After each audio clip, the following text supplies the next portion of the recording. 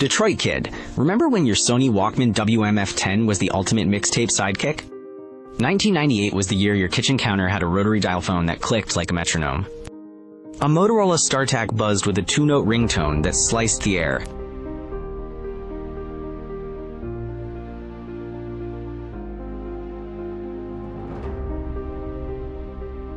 The scent of fresh tape and rewind hiss filled the room.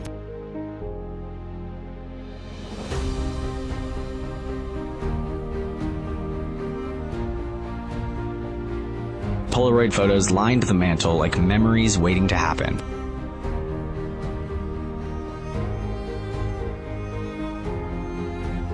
Does anyone still hear the quiet rule of analog sounds?